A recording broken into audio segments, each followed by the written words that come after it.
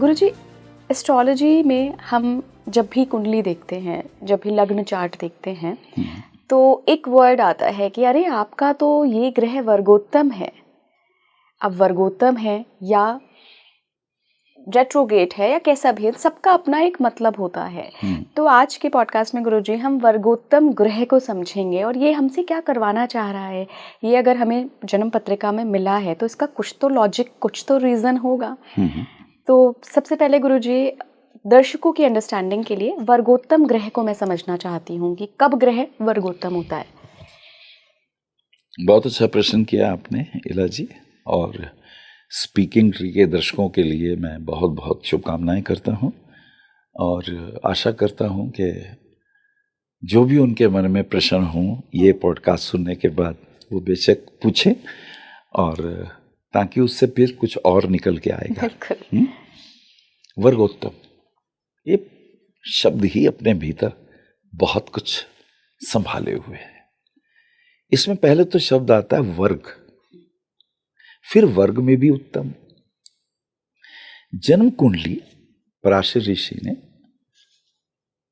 हमारे पूर्व जन्मों के कर्मों की जो श्रृंखलाएं हैं, तो कौन कौन से भाव में हमारे कौन कौन से कर्मों के प्रभाव छिपे हैं और कौन कौन से भाव खाली हैं और कौन से भाव ग्रहों द्वारा ग्रहों ने वहां अपना स्थान बताया, सुसज्जित है, और किन्हीं किन्हीं भावों पर ग्रहों की दृष्टियां हैं। ये एक बड़ा कीमती खेल है, इसको बहुत बारीकी से समझना होगा। जैसे पराशर ऋषि क्या कहते हैं, वर्गोत्तम पे जाऊं इससे पहले हमारे सामने एक रूपरेखा तैयार हो जाए। हम चेस खेलने जा रहे हैं, हमारे सामने सारे प्लेयर लगे हुए हैं, अब मुझे देखना चाहिए पहले कि इसको मैं कैसे खेलूं। अब हमारी जो जन्म पत्री है उसको ऐसा समझें, पराशर ऋषि कहते हैं हम कैसे जज करें कि कौन से ग्रह हमारे परम मित्र होके आए हैं, वो हमें शुभ फल ही देंगे।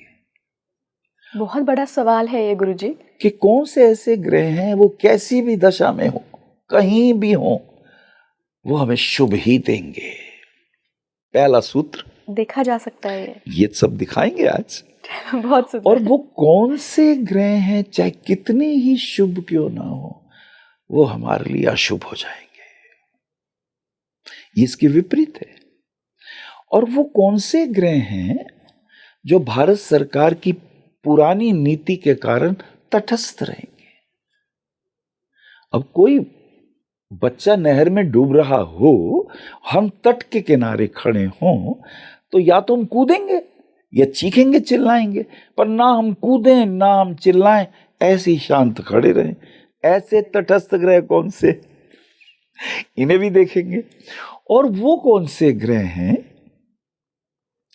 जहां वो हैं वहां का फल नहीं देते, वो किसी और जगह का फल देते हैं। वो कौन से गुप्त स्थान है।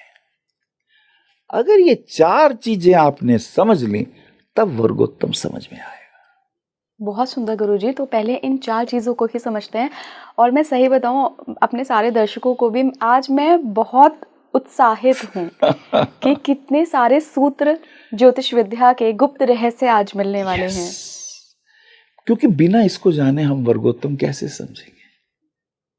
चलिए शुरू कर देते हैं। वो पहले ग्रह जो हमारे लिए बहुत अच्छे हैं, जो हमेशा हमारे लिए शुभता ही देंगे, दशा हो, अंतरदशा हो, प्राण अंतरदशा हो, सूक्ष्म दशा हो, वो हमारे लिए हमेशा शुभ रहेंगे, कहीं भी हो जन्म पत्री में। वो आपकी जन्म पत्री के त्रिकोण के स्वामी होते हैं। पंचम, नवम और लगन के स्वामी हमेशा ही आशीर्वाद देते हैं माता पिता की तरह। चाहे आप उनसे कुछ भी कहो, वो तुम्हें दिल से ब्लेसिंग देंगे। वो कहेंगे धनवान रहो, वो कहेंगे आयुष्मान रहो, वो कहेंगे यशस्वी भव, वो कहेंगे तुम्हारा नाम हो। और गुरुजी, यही फर्स्ट, फिफ्थ और नाइन्थ के त्रिकोण के स्वामी अगर कुंडली के 6, 8, 12 में चले जाएं तीनों, तो भी शुभ फल ही देंगे। ये तो शुभ है ना, ये तो वहां भी शुभता डाल देंगे। आपका डायमंड निकल के नाली में गिरा तो क्या बताओ, डायमंड को कोई फर्क पड़ेगा? वो डायमंड है। लोग नाली में भी हाथ डाल देंगे उस डायमंड को निकालने के लिए। ये फल है लग्नेश पंचम और नवम का। ये पहला आशीर्वाद हर किसी को अपनी कुंडली में ये जीवन दाता ग्रहों को देख लेना चाहिए। दूसरे वो हैं जो हमेशा कष्ट देते हैं, चाहे कितने ही प्यारे हों, चाचा जी हो, मामा जी हो, ताया जी हो, भैया हो, पत्नी हो, पति हो, दुश्मनी नहीं। ये आस्तीन के सांप कहाँ हैं? कुंडली में आओ देखें। जन्म पत्री का तीसरा भाव, छठा भाव और 11वें भाव के स्वामी हमेशा कष्ट देते हैं। ये उपजय भाव भी होते हैं। इसे त्रिखड़ाए कहते हैं। त्रिखड़ाए, त्रि षट आए, तीसरा छठा और आए तो त्रिशटाए। त्रिशटाए। इनके स्वामी तो हमेशा ही कष्ट ही देते हैं, चाहे कितने ही शुभ ग्रह क्यों ना हो। आज ज्योतिष सिखा रहा हूं मैं। हसीबा खेलीबा करीबा ध्यानम, हंसते खेलते ध्यान कर लो। आप अपनी जन्म पत्री स्वयं देख लो। अब उन ग्रहों को देखते हैं जो तटस्थ होते हैं। वो कितने ही शुभ हों वो शुभता छोड़ देते हैं, और कितने ही क्रूर हों वो क्रूरता छोड़ देते हैं।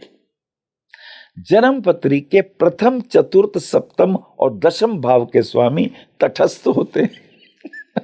फर्स्ट, चौथा, सातवां और 10वां ये तटस्थ होते हैं। ये अगर शुभ हो तो शुभता छोड़ देंगे, अशुभ हो तो अशुभता छोड़ देंगे। भाई साहब, ये तटस्थ है।